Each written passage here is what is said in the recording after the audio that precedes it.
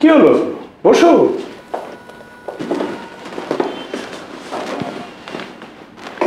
Rizvi sir. তুমি কেমন আছো? জি স্যার। কেমন আছো তুমি? জি স্যার, ভালো। চা খাবে? না স্যার। কফি? না স্যার। তাহলে কি খাবে? কিছুই খাবো না স্যার। আরে কিছু একটা খাও। স্যার পানি খেয়ে আসি। আরে বসো বসো বসো।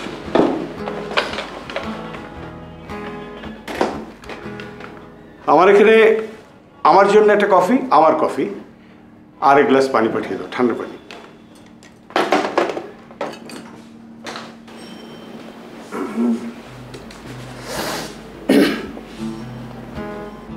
বিয়ে করেছো?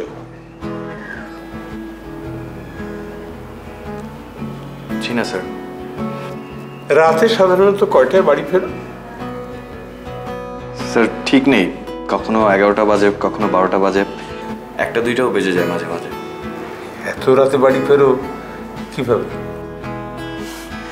স্যার তখন তার গাড়ি ঘোড়া থাকে না, নির্জন রাস্তা, লোকজনও থাকে না, ফুরফুরা বাতাসের সাথে স্যার কখন যেন বাসায় পৌঁছে যাই। কোথায় থাকো তুমি? আমি এখানে একটা মেসে থাকি একা। বাবা মা ভাই বোন? পানিটা ওকে দাও, কফিটা আমার।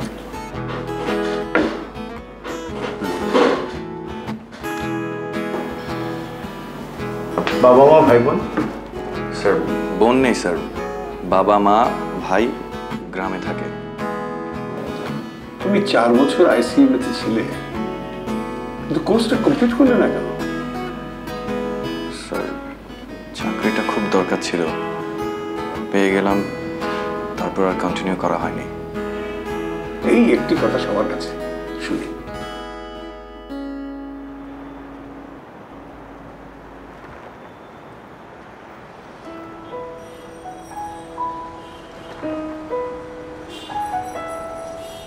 ইস, রিজভির জন্য শার্টটা যদি কিনতে পারতাম।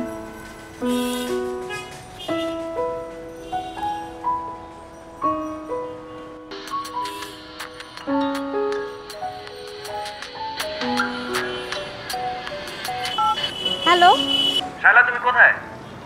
এই তো। কেন, কি হয়েছে? দুর্দান্ত খবর। হ্যাঁ, দারুণ এক্সাইটিং নিউজ। কি হয়েছে বলো তো। আরে না, ফোনে না, দেখা করি, সামনাসামনি বল। আচ্ছা ঠিক আছে।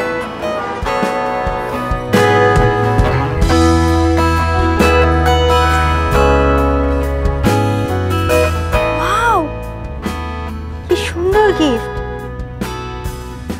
কি ব্যাপার বলো তো। আমার প্রমোশন হয়েছে। কি